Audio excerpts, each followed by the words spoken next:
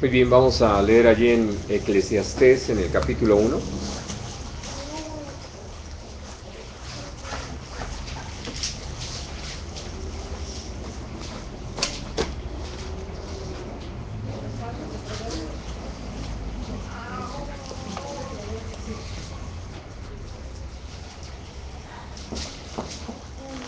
Y voy a leer a partir del versículo 16 del capítulo 1.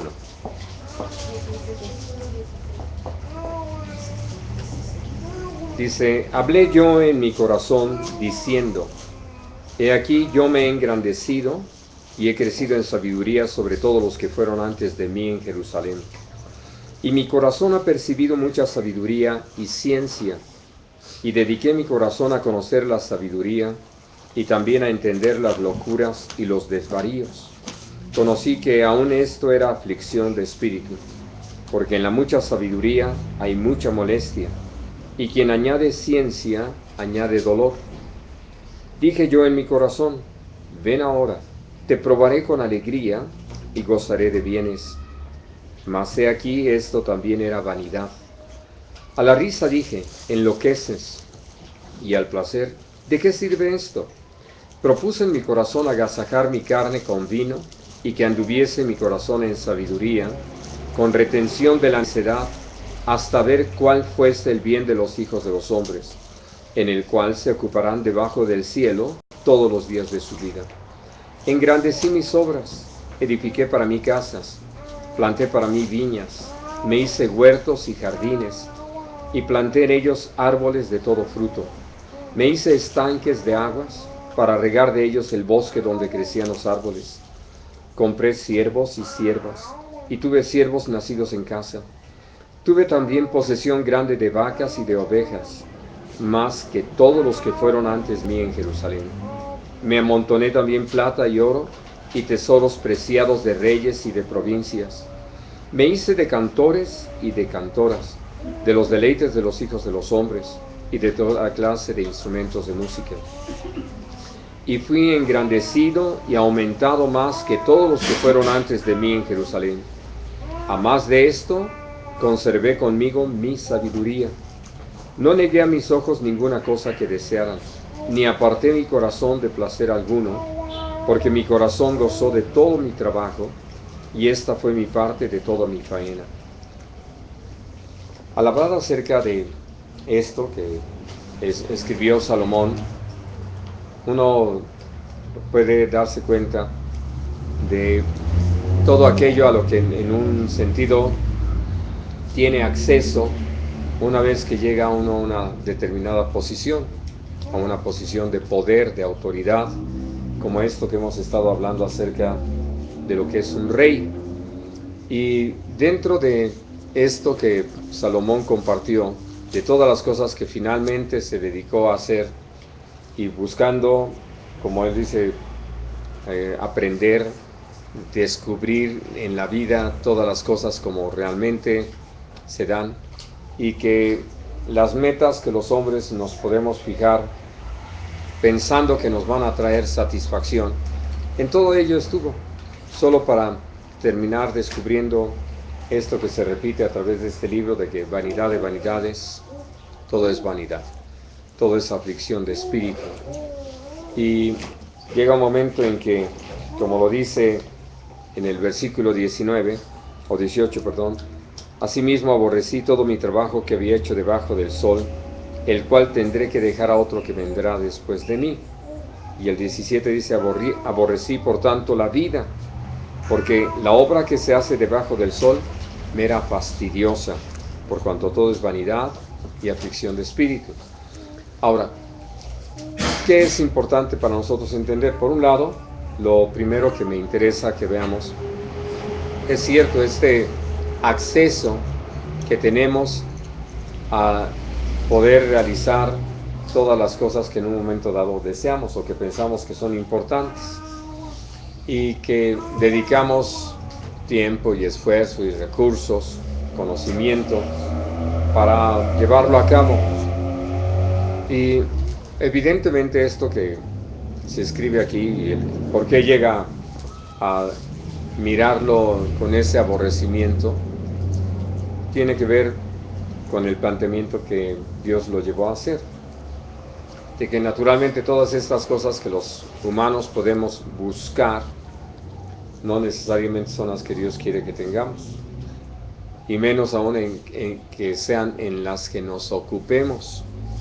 Por eso es que aún ocupándonos en ellas, y que sé que mientras estamos en esa labor de ocuparnos en tareas así, bueno, lo que llega a suceder es como sentimos que estamos ocupados en algo importante, o por lo menos interesante, y mientras estamos dedicándonos a ello y vemos progreso, pues hasta podemos sentirnos satisfechos.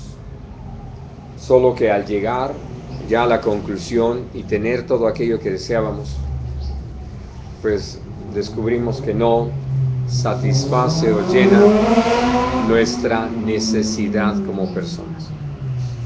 Bueno, pero ese es tema aparte.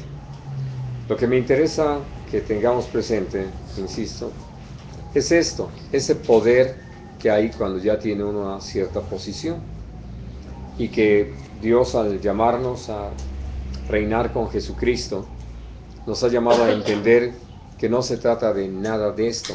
No estamos en una posición de poder, de autoridad, para satisfacernos a nosotros mismos, ni siquiera para andar indagando por nuestra cuenta, como lo dice los primeros versículos que leíamos, sino entender que Dios nos llamó a realizar una labor que tiene que ver con su plan, su propósito, su voluntad, y que atendiendo a la dirección del Señor, entonces vamos a darnos cuenta de que sí hay ciertas cosas que cuidar.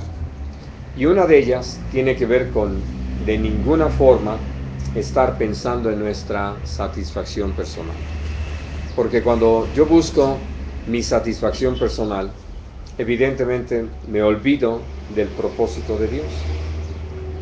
Una de las cosas que el Señor llega a mencionar es cómo nosotros podemos obstinadamente dedicarnos a algo y que no se mira tal vez mal, sobre todo si ustedes piensan el que voy a construir un lugar, o que voy a plantar un huerto, o que voy a hacer unas cisternas para que no les haga falta el huerto. Todo eso parecería bueno, ¿no? Aceptable. Pero el problema aquí no es ese, sino es para ello que Dios me puso en esa posición. Y por ello es que cuando estamos estudiando este aspecto de lo que es ser rey, nosotros necesitamos tener presentes. Déjenme ponerles un ejemplo de lo que ha sucedido. Como lo tenemos ya muy conocido, algunos de nuestros hermanos, ejercitando dones espirituales, han descubierto ese respaldo de parte de Dios, por cuanto Dios nos ha llamado. El problema es que, estando ya en el ejercicio de esos dones, lo que se ha presentado es cómo los empiezan a usufructuar, le sacan provecho para sí mismos, hablando desde los que se presentan como profetas y de los que oran por los enfermos o de los que hacen milagros, y entonces se han atrevido a cobrar, a poner un precio por su servicio. Y allí es donde uno entiende cómo es que, llegando a una posición de poder, de autoridad que Dios nos da, nosotros podemos explotarla y olvidarnos de para qué nos puso el Señor. El principio sobre el cual estamos trabajando y sirviendo a Dios es que recibimos de gracia y damos de gracia, ¿no? Y que el Señor, que nos llamó para servirle, se encarga de intervenir en todo para que lo que necesitemos quede suplido, y que entonces no es algo en lo que yo tengo que preocuparme, y menos manipular para poder tener algo a mi favor.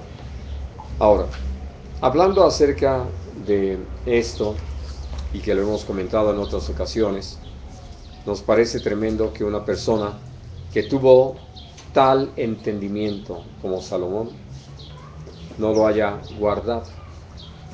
Eso nos habla de lo peligroso que es no renovarnos constantemente, de no humillarnos constantemente bajo la poderosa mano de nuestro Dios, y que como resultado de ello, naturalmente, es que empezamos a darle lugar a la carne, a vivir para satisfacer nuestros deseos, ¿no? Y que podamos hasta usar este pasaje que yo leí para decir, está en la Biblia, ¿por qué no me voy a ocupar de eso? De tener y de aumentar y de disfrutar de esto y de aquello. Y es tremendo pensar que se puede actuar así. Vamos a leer allí en Primero de Reyes,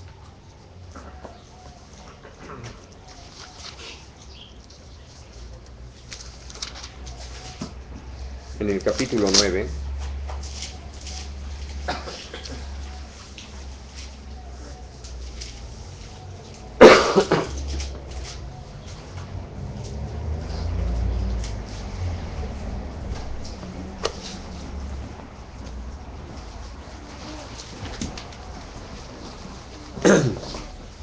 Dice a partir del versículo 1.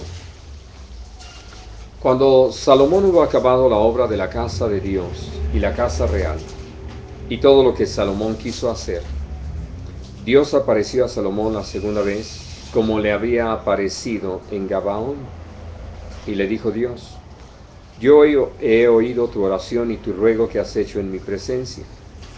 Yo he santificado esta casa que tú has edificado, para poner mi nombre en ella para siempre, y en ella estarán mis ojos y mi corazón todos los días. Y si tú anduvieres delante de mí como anduvo David tu padre, en integridad de corazón y en equidad, haciendo todas las cosas que yo te he mandado, y guardando mis estatutos y mis decretos, yo afirmaré el trono de tu reino sobre Israel para siempre, como hablé a David tu padre, diciendo, no faltará varón de tu descendencia en el trono de Israel. Mas si obstinadamente os apartareis de mí vosotros y vuestros hijos, y no guardareis mis mandamientos y mis estatutos que yo he puesto delante de vosotros, sino que fuereis y sirviereis a dioses ajenos y los adorareis, yo cortaré a Israel de sobre la faz de la tierra que les he entregado. Y esta casa que he santificado a mi nombre, yo la echaré de delante de mí, e Israel será por proverbio y refrán a todos los pueblos. Y esta casa, que estaba en estima, cualquiera que pase por ella se asombrará y se burlará y dirá, ¿por qué ha hecho así el Señor a esta tierra y a esta casa? Y dirán, por cuanto dejaron al Señor su Dios, que había sacado a sus padres de tierra de Egipto, y echaron mano a dioses ajenos, y los adoraron y los sirvieron. Por eso ha traído Dios sobre ellos todo este mal. Bueno, ahora, creo que algo que vale mucho la pena considerar es esto. Hablando de las experiencias con las que Dios estaba fortaleciendo y afirmando a Salomón, Dios le apareció cuando él se presenta delante de lo que era el tabernáculo y le habla acerca de lo que tiene preparado para él. Y es cuando Salomón le pide sabiduría para gobernar al pueblo. Hablando de una experiencia así, creo que cualquiera de nosotros diría, son experiencias inolvidables. Algo que uno no podría pensar en que en un rato más ya dejó de ser.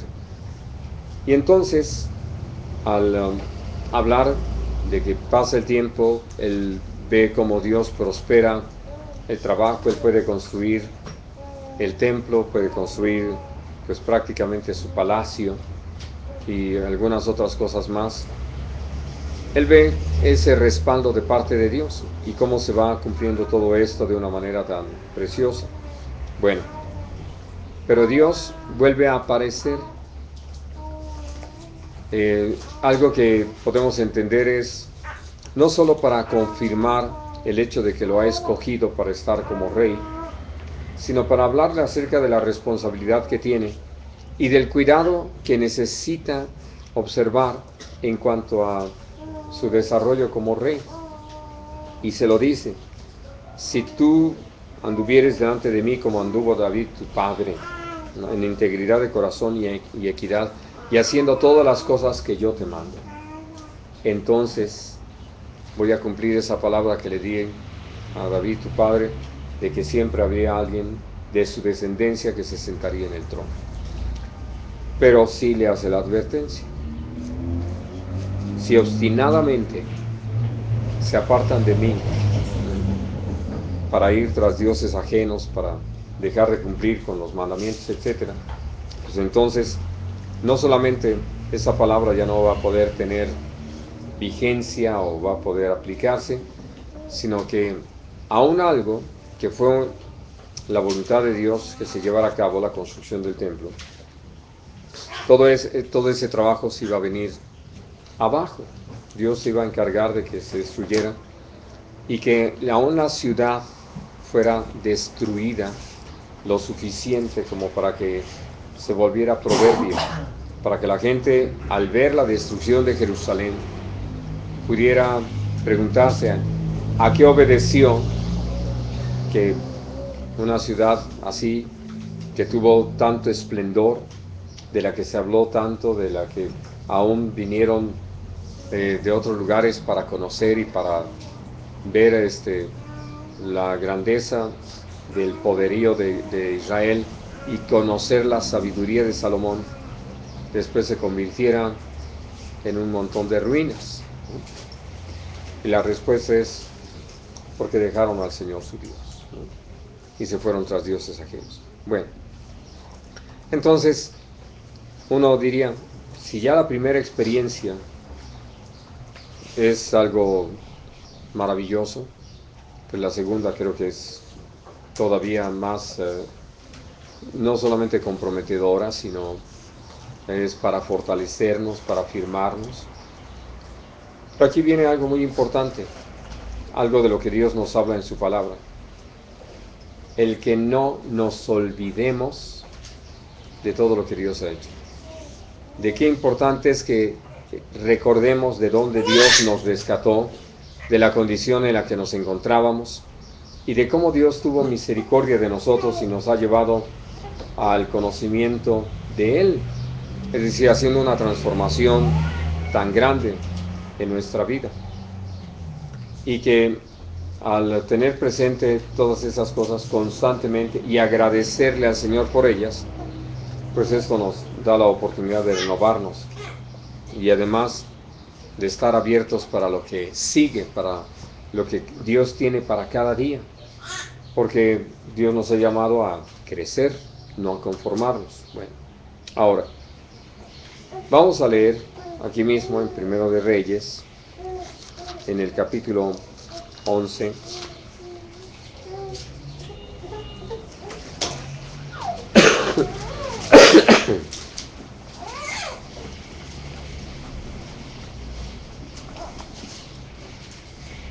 del versículo 1 al versículo 13. Pero el rey Salomón amó, además de la hija de Faraón, a muchas mujeres extranjeras, a las de Moab, a las de Amón, a las de Edom, a las de Sidón y a las Eteas, gentes de las cuales Dios había dicho a los hijos de Israel: no os llegaréis a ellas, ni ellas se llegarán a ustedes, porque ciertamente harán inclinar vuestros corazones tras sus dioses. A estas pues se juntó Salomón con amor, y tuvo 700 mujeres reinas y 300 concubinas, y sus mujeres desviaron su corazón. Y cuando Salomón era ya viejo, sus mujeres inclinaron su corazón tras dioses ajenos, y su corazón no era perfecto con Dios su Señor, como el corazón de su padre David, porque Salomón siguió a Astoreth, diosa de los sidonios, y a Milcom, ídolo abominable de los amonitas. E hizo Salomón lo malo ante los ojos de Dios, y no siguió cumplidamente a Dios como David su padre. Entonces edificó Salomón un lugar alto a Quemos, ídolo abominable de Moab, en el monte que está enfrente de Jerusalén, y a Moloc, ídolo abominable de los hijos de Amón. Así hizo para todas sus mujeres extranjeras, las cuales quemaban incienso y ofrecían sacrificios a sus dioses. Y se enojó Dios contra Salomón, por cuanto su corazón se había apartado de Dios el Señor de Israel, que se le había aparecido 2 veces, y le había mandado acerca de esto, que no siguiese a dioses ajenos, mas él no guardó lo que le mandó Dios. Y dijo Dios a Salomón: por cuanto ha habido esto en ti, y no has guardado mi pacto y mis estatutos, que yo te mandé, romperé de ti el reino y lo entregaré a tu siervo. Sin embargo, no lo haré en tus días por amor a David tu padre, lo romperé de la mano de tu hijo. Pero no romperé todo el reino, sino que daré una tribu a tu hijo, por amor a David mi siervo, y por amor a Jerusalén, la cual yo he elegido. Así es. Ese es el cuadro terrible. Ahora, en sí, si ustedes lo ven, sobre todo en razón de lo que empezamos a leer en Eclesiastés, el sentirse en la capacidad, en el poder de realizar tantas cosas, de tener tanto, porque dentro de lo que Dios nos hace saber en su palabra, venían constantemente a Salomón trayéndole 660 talentos de oro. Haciendo una cuenta así aproximada en los precios actuales, calculaba yo que representan aproximadamente 2,000 millones de pesos, tal vez más, un tanto más, 2,500 millones de pesos, que era independiente de lo que pudiera recibir de cada una de las tribus que estaban ya organizadas por meses para que cada una de las 12 tribus se encargara por un mes de suplir todo lo necesario. Así de que ni siquiera se trataba de que ese dinero que venía en oro, él tuviera que estar pagando, o sea, gastando enormemente. Y esto le dio una capacidad para comprar, para edificar, para plantar, enorme. Y lo hizo. Pero al mismo tiempo, pues, se sentía con toda la capacidad de no mantener a una mujer, sino a varios, ¿no? Al punto tal de tener 1,000, ¿no? Y además así en este plano, de que 700 eran mujeres reinas y 300 eran concubinas. Para el caso, pues había que mantenerlas a todas, ¿no? El asunto, de veras muy, muy interesante, es cómo, debido a toda esta situación, pues lo que finalmente va sucediendo es que él sí amó, sí se interesó, sí escuchó, sí inclinó su corazón a lo que estas mujeres decían. Pero el mayor problema es que ninguna de estas mujeres temía a Dios. Así de que, pues ahora sí que solas o en conjunto se dedicaron a trabajar para buscar inclinar el corazón de Salomón a favor de lo que ellas creían o en lo que ellas se apoyaban. Y de veras esto es muy terrible cuando leo en el versículo 5, donde habla de cómo Salomón empieza a adorar, a buscar a Astoret y a Moloch, ¿no? A Milcom. Y entonces, pensando en uno, que ya hemos tenido la bendición y la oportunidad de conocer al Señor, y que nos pusiéramos a invocar a otro Dios, como que no nos cabe en la cabeza, ¿no? Es decir, que aprovechar que el 28 de cada mes ahí está para Judas Tadeo, y entonces meternos para ver si porque es el santo de las causas perdidas, ¿no? cosas así, y empezar a pedirle a este y al otro, como en una ocasión, me acuerdo que en una de las películas, que debe saberse mejor acá, de Pedro Infante, que hasta hacían chistes, ¿no? De San Antonio, que no sea esto y que, ¿verdad? Según esto, para pedir el novio, ¿no? Y hablando de cómo se llega a este tipo de cosas, es decir, ¿cómo es posible que habiendo conocido al Señor, que le había aparecido 2 veces, que le había dado un testimonio tan fuerte de su presencia, de su amor, de su apoyo, de su cuidado, que le había dado esa sabiduría, es decir, algo que él podía ejercitarse en ello día tras día, como también Dios lo dirigió a escribir y lo leemos allí en Proverbios, y no lo hizo? Es decir, llegó un momento en que, evidentemente por dejar que su corazón se fuera tras estas mujeres, él dejó de caminar en ese entendimiento y en esa sabiduría. ¿A dónde llegó? Algo que Dios nos advierte, que si ustedes recuerdan, lo hemos estado considerando en los últimos estudios. Si nosotros desechamos a Dios, Él nos desecha para siempre, ¿no? Si nosotros no ponemos en práctica lo que el Señor nos ha llamado a vivir, entonces corremos ese peligro. Bien, ahora, lo que me interesa pues es que podamos ver a dónde nos puede conducir el desubicarnos en cuanto al poder que finalmente recibimos de parte de Dios y que lo usemos para mal, como tristemente muchos lo han hecho. Hay un ejemplo más en la palabra, lo vamos a leer en Isaías. No hay uno más, hay muchos más, pero es el que quiero tratar el día de hoy.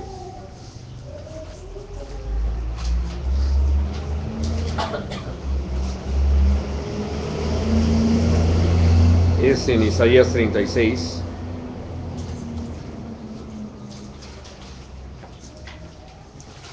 Y vamos a leer a partir del versículo 1 al versículo 5. Aconteció en el año 14 del rey Ezequías, que Sennacherib, rey de Siria, subió contra todas las ciudades fortificadas de Judá y las tomó. Y el rey de Siria envió al Rabsacés con gran ejército desde Laquis hasta Jerusalén contra el rey Ezequías, y acampó junto al acueducto del estanque de arriba, en el camino de la heredad de lavador.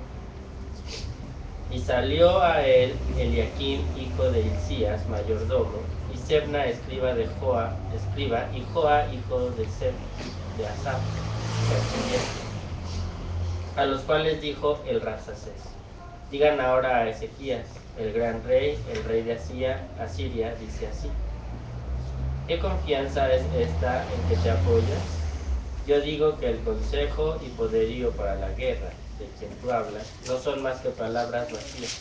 Ahora bien, ¿en quién confías para que te rebeles contra mí? Bueno, y vamos a leer ahí mismo del 18 al 20. Miren que no los engañe Ezequías diciendo: Dios nos librará. ¿Acaso libraron los dioses de las naciones cada uno su tierra de la mano del rey de Asiria? ¿Dónde está el Dios de Hamat y de Arfaz? ¿Dónde está el Dios de Sefarbaim? ¿Libraron a Samaria de mi mano? ¿Qué Dios hay entre los dioses que de estas tierras que haya librado su tierra de mi mano, para que Dios libre de mi mano a Jerusalén? Si ustedes le prestan atención a estas palabras, tanto a lo que dice el Rabsacés por orden de Sennacherib, la primera vez, y lo segundo, tan directo, tiene que ver con alguien que sin duda tiene muy alto concepto de sí mismo, que ha llegado a ese punto de considerar o de creer que tiene todo el poder y que nada le va a poder resistir, ¿no? Y que por eso puede sin mayor problema enfrentar una tarea así como la de conquistar Jerusalén, que hablando en términos humanos, pues evidentemente era pequeña, no era una gran ciudad comparada con algunas otras. Pero finalmente la forma en que está hablando es de esa presunción, y además equiparando al Señor con los ídolos de otras naciones y diciendo que pues nadie ni esos dioses habían podido librar a sus protegidos de mano de ese rey, porque la forma en que lo empieza a presentar el Rabsacés, el rey, el gran rey de Asiria, ¿no? Y entonces son de esas cosas que creo que necesitamos tener tanto cuidado, porque finalmente si él era rey sobre Asiria es porque Dios lo había puesto, y si había podido conquistar algunos lugares es porque así Dios había determinado que fuera. Y cuando uno se olvida de que finalmente las cosas que están sucediendo es porque el Señor así lo tiene dispuesto, que eso es lo que nos ha llevado a nosotros a tener tan grande descanso, que no es que se le haya escapado el asunto de las manos al Señor, sino que Dios está llevando a cabo su perfecta voluntad y está cumpliendo su propósito. Y entonces, al haberlo conocido, uno ve las cosas totalmente diferentes. Pero esto es lo que estaba pasando por alto tanto Sennacherib y naturalmente los suyos. Anoche tenía la oportunidad de ver una parte de un programa donde estaban entrevistando a un escritor español que hablaba acerca pues del 23 de febrero, que en España se recuerda por un golpe de Estado, ¿no? Es decir, algo que influyó muy fuertemente en la historia de España y que trajo capítulos muy, muy difíciles.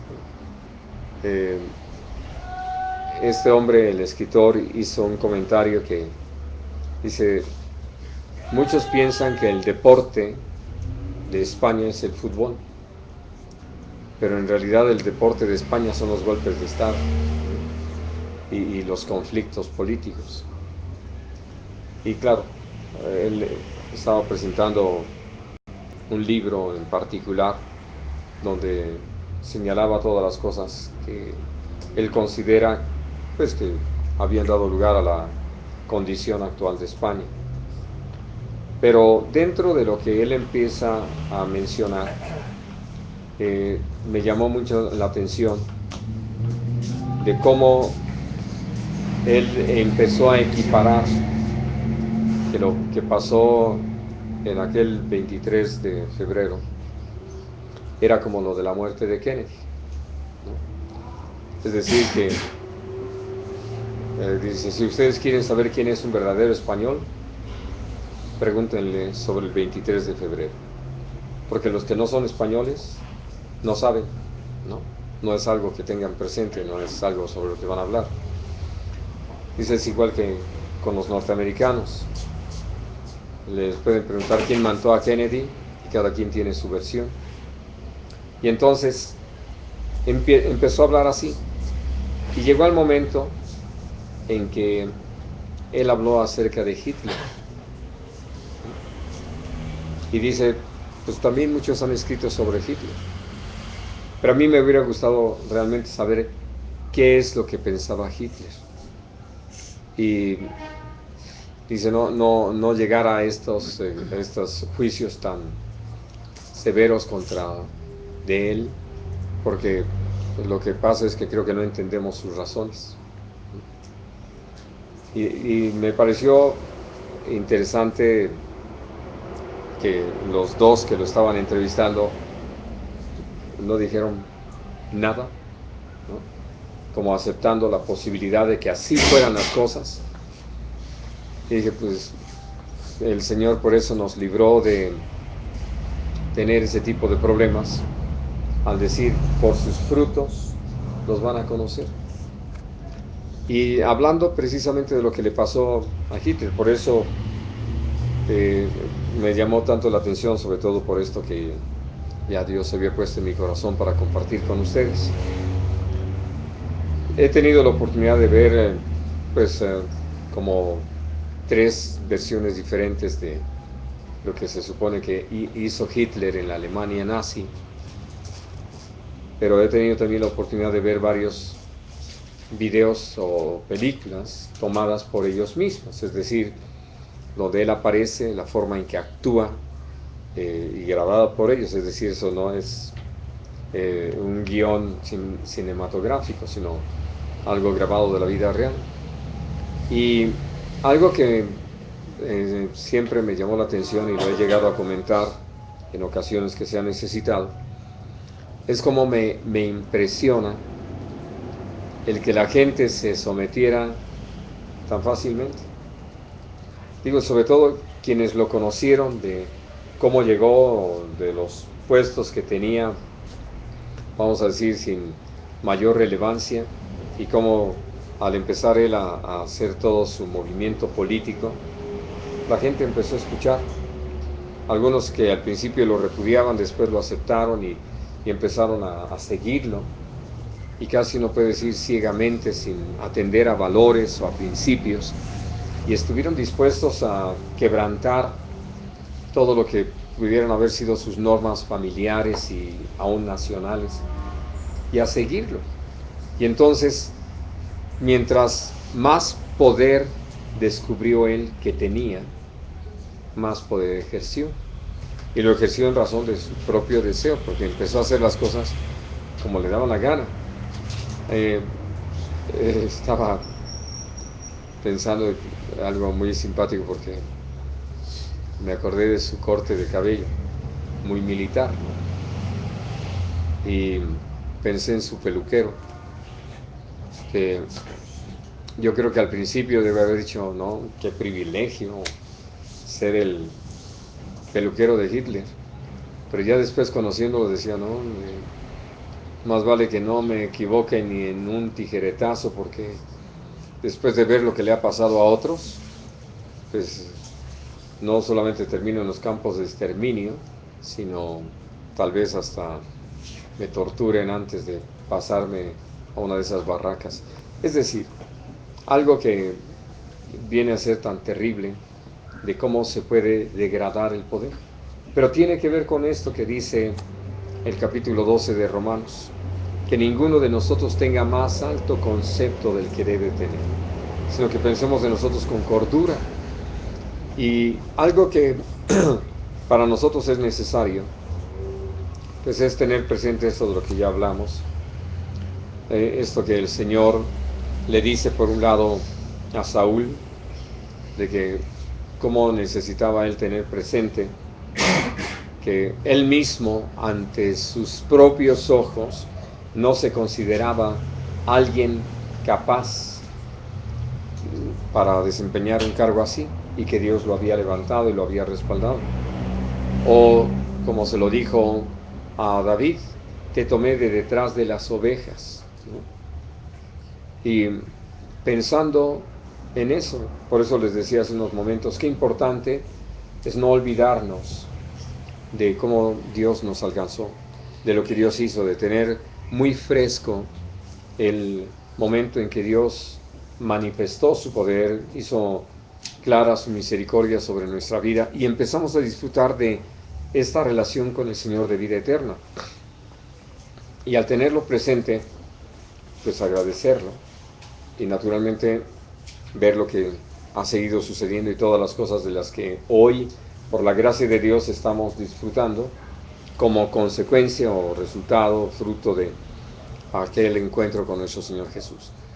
Porque cuando nos olvidamos de eso, hasta llegamos a pensar que la situación se da porque somos nosotros, o porque nosotros aportamos, o porque nosotros hacemos, o porque nosotros dijimos, cuando en realidad las cosas suceden solo por el poder de Dios, ¿no?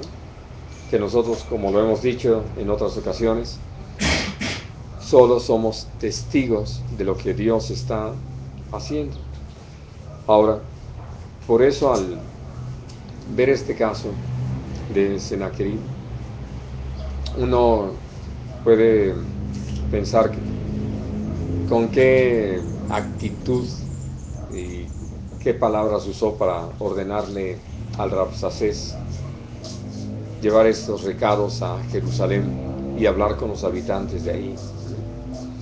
Y entonces uno se da cuenta de cómo es que podemos llegar a, de veras, a, como decimos entre nosotros, a perder el piso, a desubicarnos en cuanto a lo que realmente somos. Y lo digo porque tuve la oportunidad de escuchar hace unos días a un líder denominacional o a un líder de una asociación religiosa en un mensaje que le está dirigiendo a todos los asociados, ¿no? A todas las congregaciones, que son aproximadamente 1500. Escuché el mensaje y dije, ¿de qué habló? ¿Qué fue lo que quiso decir? Es decir, ¿a dónde llegó? ¿De qué se trata? Y conozco a este hombre y sé que fue uno de los que querían estar al frente, de los que querían dirigir, presidir y todo. Y entonces les puedo compartir que he estado hablando con los pastores los lunes de la necesidad de tener una visión, de tener un claro entendimiento de a qué nos llamó Dios y cuál es la tarea por realizar. Porque si yo no sé exactamente qué hacer, pues sí puedo llegar al trono y luego, ¿qué se hace cuando ya estoy allí en esa posición de autoridad? ¿No? Creo que ustedes lo entienden. La gente va a venir a mí para preguntarme qué hacer o cómo resolver esto o de qué forma enfrentar aquello. Y pues si todo lo que quería era estar sentado en el trono para sentirme poderoso, pues no tengo palabras realmente para lo otro. Y son casos así que encontramos en la palabra de Dios, de gente que llegó a esas posiciones de poder, algunos de ellos por su propio esfuerzo, su propio deseo, pero que nunca lo pudieron entender en razón del servicio de lo que realmente Dios nos ha llamado a hacer. Y entonces, pues llegar hasta esto. Ahora, ahí mismo en Isaías que estamos,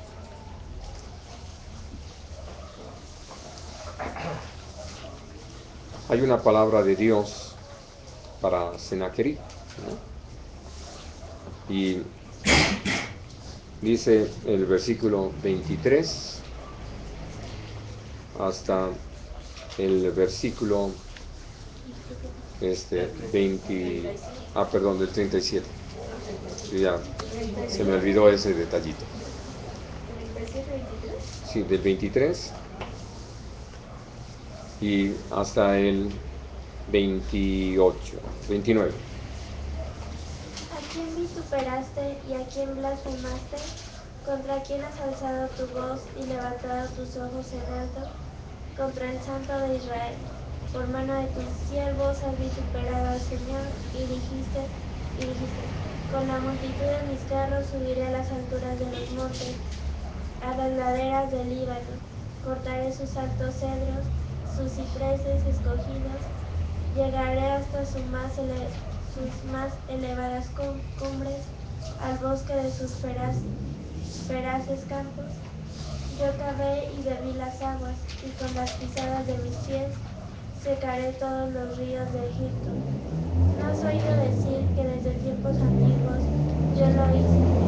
Que desde los días de la antigüedad lo tengo ideado, y ahora lo he hecho venir, y tú serás para reducir las ciudades fortificadas a montones de escombros.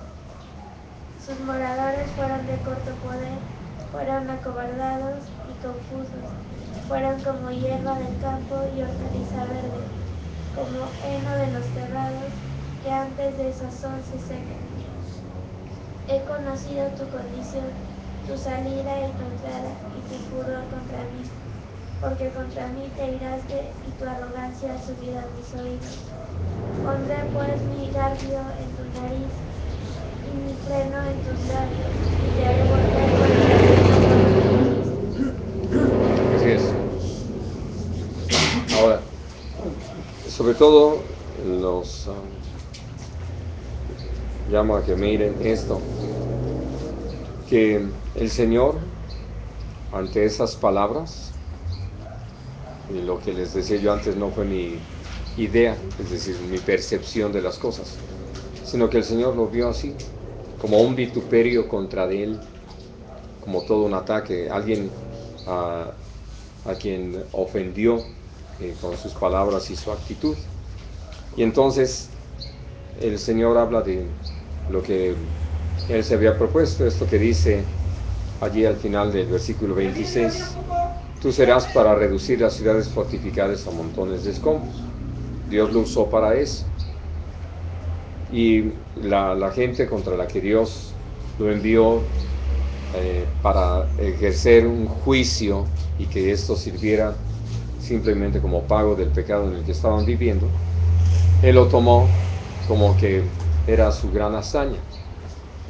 Porque entre las ciudades que naturalmente había conquistado estaban Samaria, es decir, lo que era el reino del norte, hablando de Israel. Y Dios había determinado ya que a causa de todo ese pecado, de toda esa maldad, de toda esa idolatría, pues fueran llevados cautivos, y así sucedió. Pero Él se lanza contra Judá. Este es el punto. En vez de entender que Dios lo estaba usando, Él pensó que era por su cuenta, que Él lograba estas cosas y que por eso nada ni nadie se le podía resistir. ¿Con qué se encuentra? Que no era importante si eran pocos los que estaban ahí en Jerusalén, sino quién estaba con ellos. Y entonces por eso Dios interviene, da esta palabra, naturalmente la escuchan Ezequías y los habitantes de Jerusalén. Y vamos a leer del versículo 36 al final.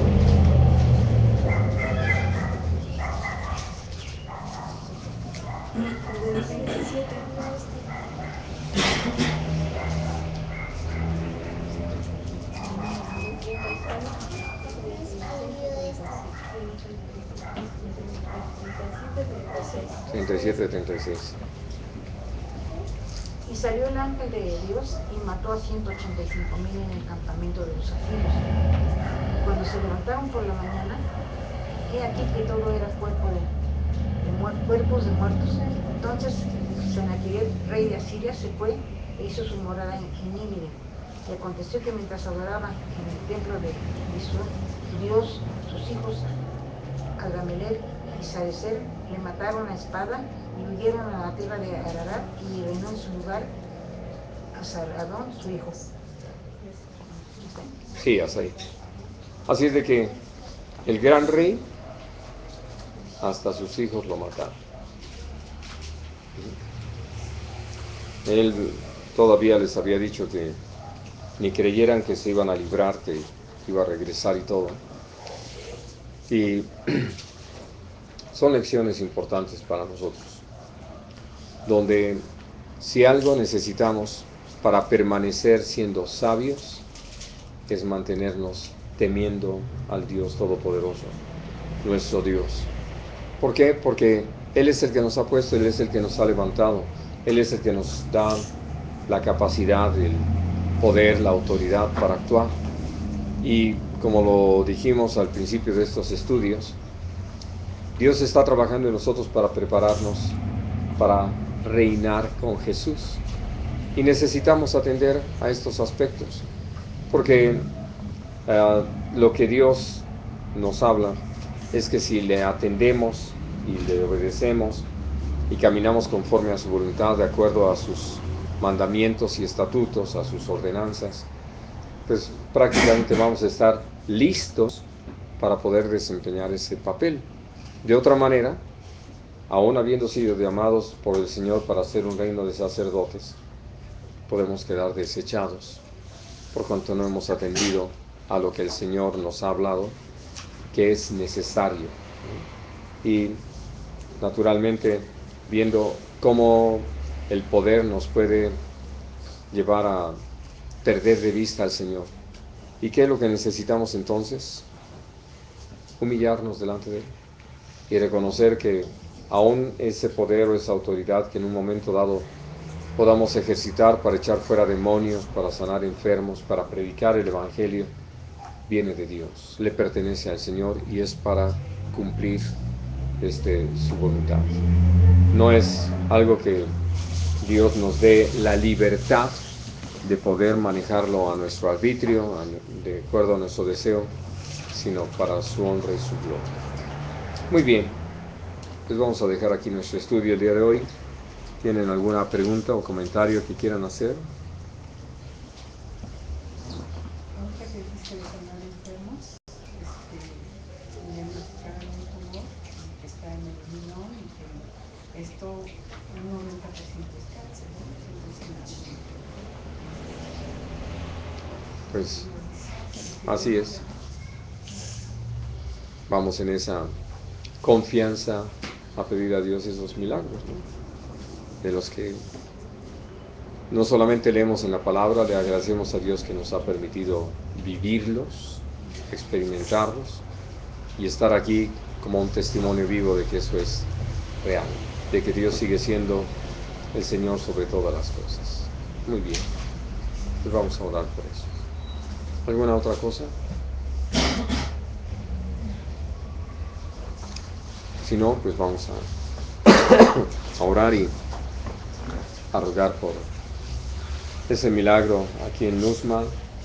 También vamos a orar por Danita, que es enferma. No sé por qué no vino nuestra hermana Isaura, pero también que Dios le bendiga y que obre en ella conforme sea necesario.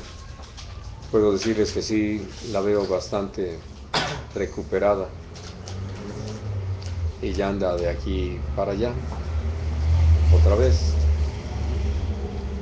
Y creo que sí necesita pues tomar sus precauciones y atender a la lección, ¿no? Vamos a orar. Señor y Dios nuestro, te damos muchas gracias por este tiempo que tú nos has dado. Gracias de veras porque tú eres el que has intervenido en todos los asuntos y el poder estar aquí, lo reconocemos, es toda una bendición de parte tuya. Te agradecemos, Señor, lo que has hecho en la vida de nuestra hermana Carmen, de Oli. Te agradecemos su disposición y su hospitalidad. Y te rogamos, Señor, que tú le sigas bendiciendo y dirigiendo en todas las cosas. Y entre ellos, Señor, hemos estado rogando de que tú des un claro testimonio sobre las personas que han de arrendar este departamento. Señor, en ti estamos confiados de que tú eres Dios sobre todo y que tú eres poderoso y que has escuchado nuestro clamor y que tienes una respuesta. Y Padre, en ti confiamos. Y Padre, también en el nombre de Cristo Jesús nos convenimos en esta hora para rogarte por ese milagro en Luzma. Señor, tú eres poderoso aún para que sanarle y que desaparezca ese tumor, como lo has hecho en otros casos y como has obrado en tantas situaciones. Señor, te creemos y sabemos que eres todopoderoso y te rogamos, Señor, que hagas este milagro en el nombre precioso de Jesús. Te pedimos también porque tú obres sanidad en Danita, que tú le fortalezcas, en Ruth, Señor, que tú también le fortalezcas, le sanes, que puedan ver tu gloria, tu gracia en todo. Y aquí, Señor, en cada uno de mis hermanos que están pues todavía padeciendo algunos efectos de la gripe y demás, tú obres completa sanidad entre nosotros, que tú te glorifiques entre nosotros, te lo rogamos en el precioso nombre de nuestro Señor Jesús. Y gracias de veras por tu amor y fidelidad, porque nuestro anhelo, Señor, es mantenernos en esta visión de servicio, que tú nos has dado el privilegio de creerte, de conocerte, de experimentar la vida de Jesús en nosotros, el mover de tu Espíritu Santo, y anhelamos en gratitud a ti, estar así rendidos a tu voluntad, para que tú nos uses como mejor te parezca. y dar de gracia lo que de gracia hemos recibido de ti.